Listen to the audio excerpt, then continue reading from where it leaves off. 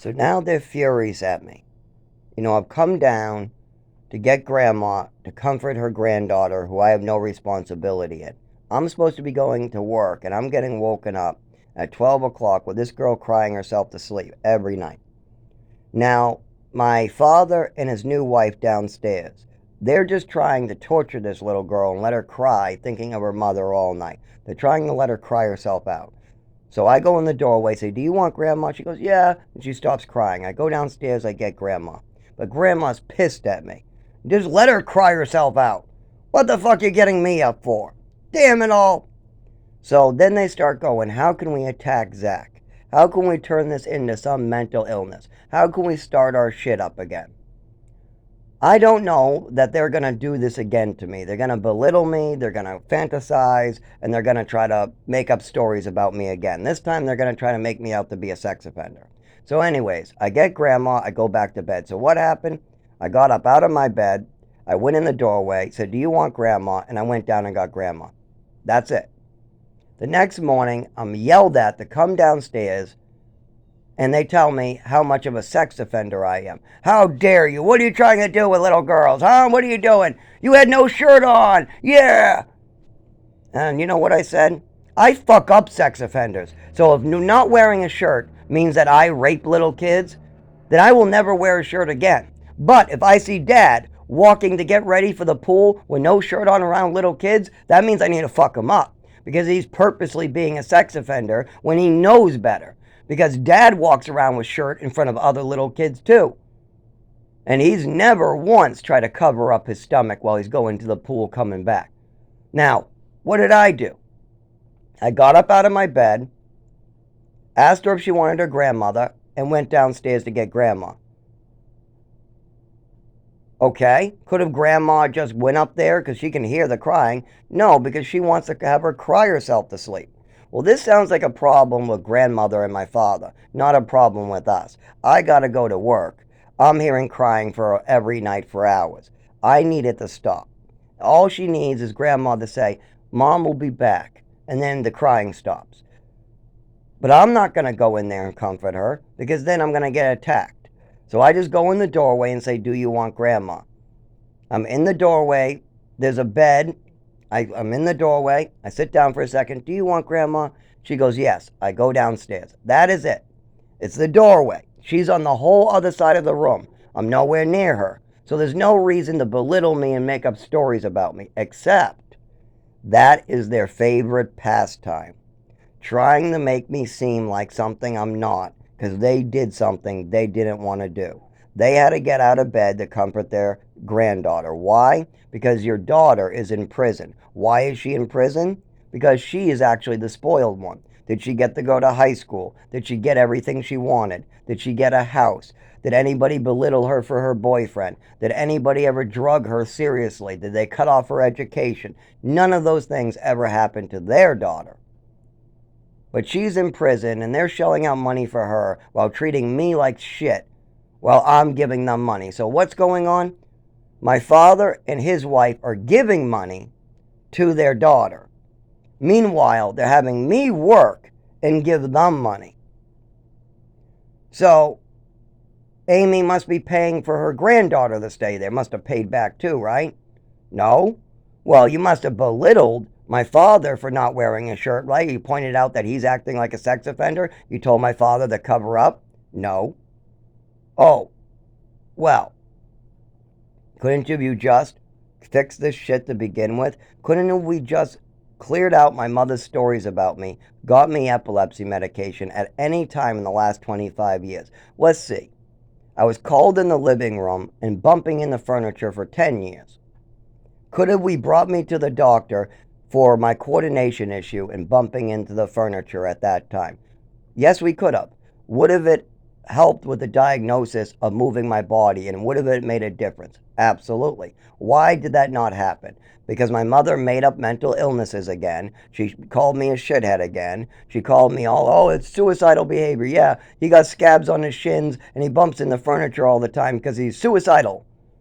So that cut it off right there. Instead, now I'm getting over medicated. My mother's slipping me pills years before that. All this shit is going downhill. Why? am I not getting the medical treatments I need then? Why did I not get the medical treatments I needed at 7? Why did I not get them at 9? Why did I not get them at 12? Why did I not get them at 13? Why did I not get them at 14? Why, as an adult, at the age of 32, while knowing what is wrong with me, knowing the treatments I need a diagnosis on paper describing what happened to me, and I need epilepsy medication. That's it. Then I work my job, I pay my rent, I raise my family, I drive my car, I'm done, right? No, that doesn't happen. Why? Why, if you've been going to the doctors and you're paying and paying your rent, doing what you're supposed to, why would the doctors in the last 25 years not write down what people are seeing? Because my mother goes, no, the teachers are wrong. No, it's seizures. No, sorry. No, it's suicidal behaviors. Yeah, him bumping in the furniture, it's suicidal behaviors. Okay, well, how about the seizures? They were 4 years apart. The overdose in Westford, what did they do? They told her to bring me to the hospital. Did my mother? No. Well, if you don't bring your kid to the hospital during an overdose, then nobody's going to know about it. Oh, that's right. My mother doesn't want people to know about it. Okay. So when we moved to Texas, right? Am I getting help there? No, I'm not. Okay, did I tell the doctors what was going on? Yes, I told them. Well, why didn't they help you? My mother cut off the doctors, cut off the teachers, and then put me in New Mexico. Oh, well, New Mexico had doctors there, right? No, they did not. All they had was one psychiatrist that owned the building that wasn't built yet, that was running a fake it till you make it business. It wasn't built yet, so he's getting money from parents to build the place that he was already advertising for. Talking about how there's going to be a pool, there's going to be this, there's going to be that. There wasn't even a teacher for fucking over a year. All we did was play outside for a whole year at Villa Santa Maria up in the mountains of New Mexico. Well, after that, they certainly started listening to me and paying attention to my coordination and my epilepsy, right? Because I had a seizure in New Mexico, so somebody must have reported it, right? Of course not. You think a staff member is going to say that they left a kid in the freezing cold? They didn't even know it was called a seizure. All they knew was I was behind a tree cold, and then I was left out there, and then I was found unconscious, and then they had to carry me in, and then they wrapped me with blankets and gave me hot chocolate. Do you think they told this to anybody? No, of course not. You think my parents gave a fuck about listening to their child about the horrible stuff happening to them? Of course not. They're more interested in coming up with fantasies like I'm some sex offender because I went downstairs and woke them up. Yeah, I woke you up to go take care of your daughter. Oh my God, I'm a horrible person. Your daughter's crying for hours, crying herself to sleep, and I came down to have you comfort her. Oh my God, I must be an awful person, huh?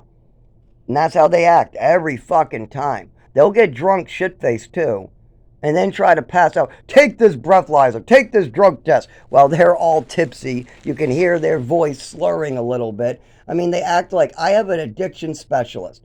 Literally, I took a year's worth of classes in 3 months, and they gave me a paper degree. I can point out an alcoholic who's barely just had 2 drinks from across the room. So when my family has alcohol on the table, I've been out to eat and I come back. They're not able to really get off the couch too well. When they try to stand up off the couch, they don't have their normal walk. The way they're talking is angry, aggressive, and like they've been drinking. And now they are trying to be like, you're high as a car, you're drunk. Meanwhile, they're drunk. So then the police are called. And who calls them? The drunk. Of course, she's making bad decisions. She's not thinking about what she's doing because she's been drinking all night. But they want to pick on me while they've been drinking. So anyways, the police come and they give me a coordination test. I pass. They said, you're not fucked up at all. They give me a breathalyzer. I pass. So I pass the breathalyzer. I pass all tests to see if I'm intoxicated. I'm not intoxicated at all. The police give me a clean heads up. They go, you're good. You're good. But how about my father and my stepmother downstairs? When the police try to give them a breathalyzer, what happens? They refuse it. When they try to get them to stand up, they refuse it. When they try to speak, they sound drunk. So the police are very obviously more interested in their drunk behavior than my brother, who's sober about the drive home, and me, who's sober. What happened that made him? It's because I ran upstairs, that's all. That's it. That's what made them all suspicious. It had nothing to do with the way I was speaking, moving. They just add those details to make themselves look good. But none of those things. I wasn't even high, nothing. I didn't even do nothing to get fucked up. The police did their check. I passed. But my brother told me to go straight upstairs. I told my brother, if I go straight upstairs, they're going to belittle me. They're going to fucking try to punch me with a bunch of bullshit. That's what they're going to do. They're going to find a bag of rocks and hit me over the head with it. That's what they're going to do. They're going to find one little piece of information and then they're going to start attacking me with it. So, brother, I cannot just go straight upstairs. They're going to attack me if I try that. Because if I go straight upstairs, they're like, sketchy behavior. We got to see what's going on. We got to do it. We're drunk, so we're going to do this now. That's their attitude. But my brother goes, you listen to me. I told you to go straight upstairs. You go straight upstairs. I go, but I'm not even intoxicated. I'm not high. I took one puff of weed and it's already wearing off. It's not working. And I'm not buzzed at all. I have no alcohol in my system enough to. I passed a breathalyzer, so we know there's no alcohol in my system. I'm perfectly functioning. But why did they find it necessary to attack me like that? Because I tried to go upstairs to bed right away. I tried to avoid them so they wouldn't attack me. And so they went on super attack mode. So then they just grabbed me. They start attacking me. They start calling the police on me. And then the police are on our side. They're like, just pack your stuff. We know your father and her sound pretty drunk down there. Well, you passed your breathalyzer. You passed your walking test. We can see you're sober. Of course I am. I haven't taken enough drugs to affect me. Nothing. But I'm not going to tell them that because they're going to blow it out of proportion and start belittling me. If you want me to tell you what's going on, you first need to not be drunk. Yes, if you're not drunk, and if you're not acting crazy, I am happy to have a conversation about your drinking, your pill popping, my one puff of weed, and how I'm shitting myself at work and I took the day off. I'm happy to discuss that. But see, I ate some bad jerky. I made some homemade jerky. I'm at work, right? And I'm bending down, lifting up boxes. And right at the end of my shift, I shit myself. I go in the bathroom, I clean myself up, I throw my underwear in the trash can, bury it, and then I go out, but I'm gonna shit again. So what do? What would you do? I don't have a car. I don't have any other pants. And by the time somebody brings me pants, my shift will be over. So what do? You go home. You tell your boss, I'm sorry, I'm having some bowel movement problems and I'm gonna have to leave early. And your boss goes, okay. And then you leave early. That's simple. So I do that. I call and say, hey, I gotta leave early. I'm having some shitting problems. I need you to pick me up. So my father's wife comes to pick me up. What do you think they do? Do you think they say, what made you so sick? What do you think made you sick? Do you think you need a doctor? No, they don't do any of that. They say, no, you should be at work shitting yourself. You should have just shit your pants again. Go fuck yourself. Go shit yourself. Go shit yourself. You should be working and shitting yourself. You should be working while bleeding. You should scrape yourself off of the road after a car almost run over your hair. You should take yourself out of the emergency room while bleeding internally and just go to work. And then we're going to call you still lazy after you worked 70 hours while injured, while COVID, while catching the flu. We're still going to call you lazy.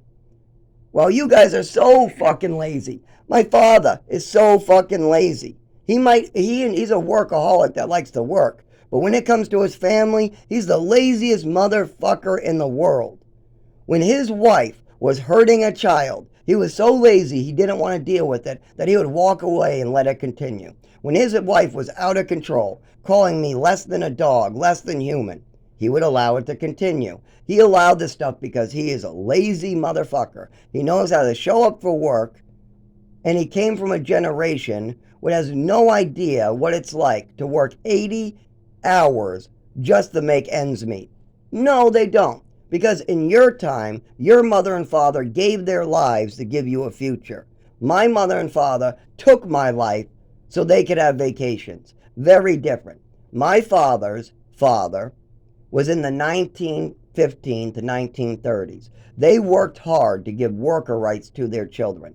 Over 300,000 people gave their lives for worker rights. So when it was time for my father to go to work in about 1955, we'll say, he got paid a decent wage. He could work 40 hours and pay his rent. And if he worked 50 hours, he got to go to college and have a car. My father never had anybody drugging him. He never had a crazy woman smacking him around for no reason. If my father got smacked, it's because he did something. But for me, I got smacked because my mother had fantasies or she wanted to pass on a message to my brother. Yeah, that's very different. Okay, well, how about the future? My father's grandparents and parents set him up with a future. They protested. They gave their lives. They worked in the military. They fought for the country to be better. They had a reconstruction happening. They got better wages, better jobs. There was all this going on. So did my father really work any harder than me? No, he's a lazy fucking bum. I don't think my father could ever be bleeding into his testicles and work more than 50 hours and then still need more money just to get food. I don't think my father could do it. I don't think my family could live without their cars. I think if you took away my brother's car because he was because I gave him a disability that makes his legs not work, he would be right on asking for money. There's no way my brother would be holding himself